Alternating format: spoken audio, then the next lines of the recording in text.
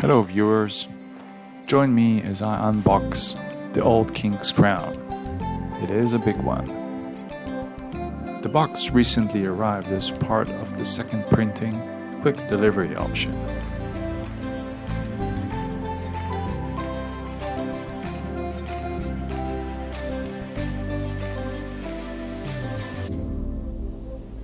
This time unwrapping is not that hard.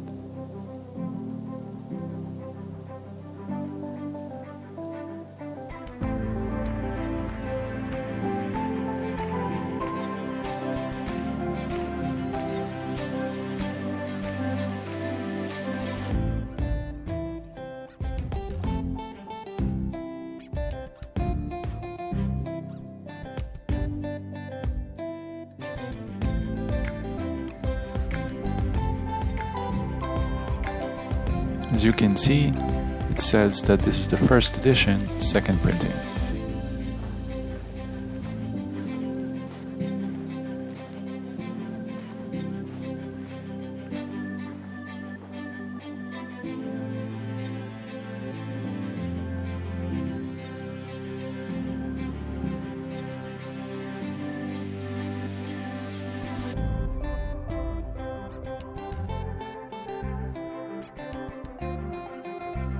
First thing first, the rulebook. It is a long one, running up to 51 pages, but it is fully loaded with very detailed examples. I do recommend downloading the tutorial game and the strategy guide, although I wish they have included at least the tutorial game in the box. Next is the solo mode rulebook. Solo mode is called the simulacrum.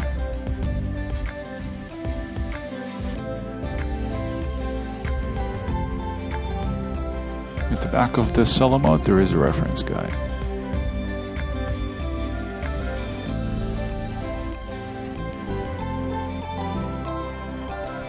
Then you have a single player reference aid.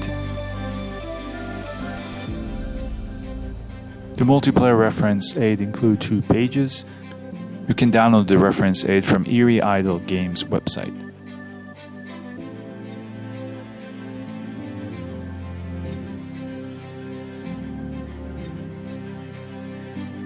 We also have for the solo mode, the simulacrum, a reference player aid as well. Now for the punch boards, there are only 3, so not a lot of work.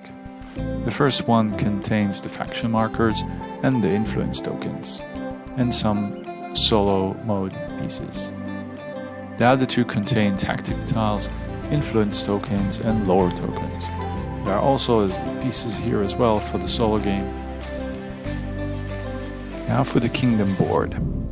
There are some notches to pull it out, but it's still an issue to grab, at least with my fingers. It is a beautiful thing. We'll take a look at it a little bit later. The 4-player boards are next. Each faction has asymmetric capabilities. Some of them are available as abilities on each of the boards.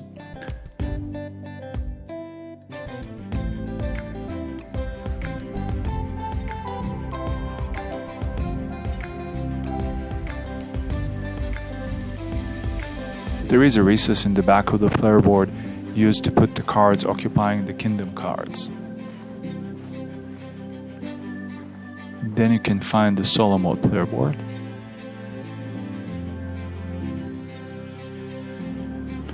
And the board where the 3 councils are found. Each player has a site of power. This is the place where you can buy, using lore, your unique faction capabilities.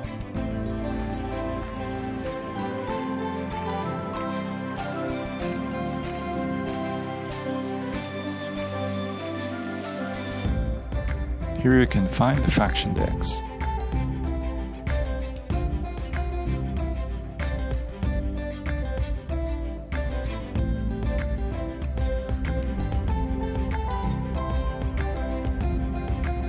Now also the deck for the solo mode.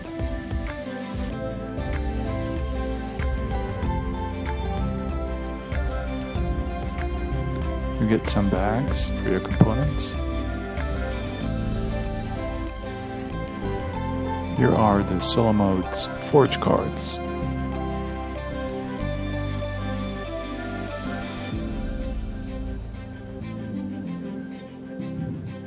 In this bag we can find the order markers and the active player marker. Inside you can also find a bag with each faction's herald. The herald token exposes your intent but also allows you to win more influence tokens and even steal influence tokens from players with heralds in the same location as well. Now for the second bag. While filming this bag I had some technical issues, so I reshot some of the pieces. Here, in this bag you can find the supporters for the uprising and nobility. You can also find the supporters for the clans and for the gathering. These are the clash markers and the round marker. The clash marker have two sides.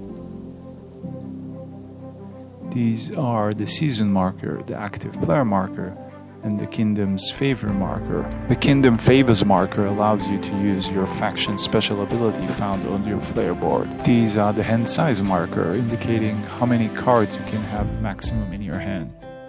These are the Neutral Kingdom cards, available on the Great Road. This deck contains the solo modes, Threat, Fog, Ambition, and Scheme cards. That's it. When placing all the pieces back, pay attention that you have notches for all the sites of power, special notches for the council's board,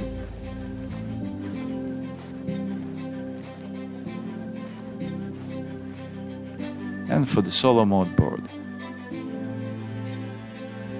Finally, a very deep notch for all the 4-player boards.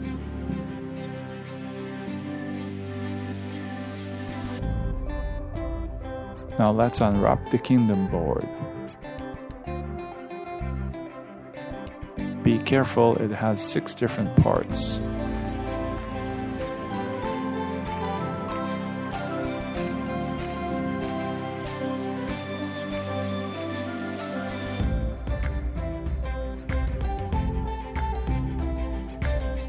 Let's zoom out to take it all in.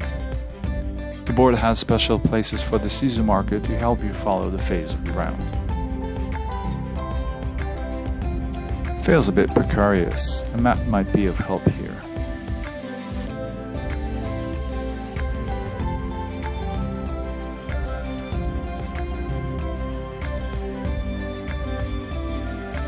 Now let's put all the rest in place.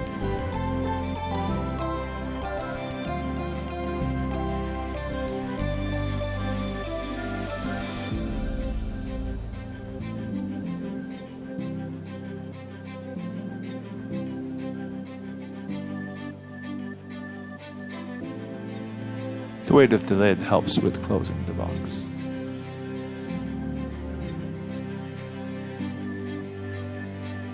See you next time.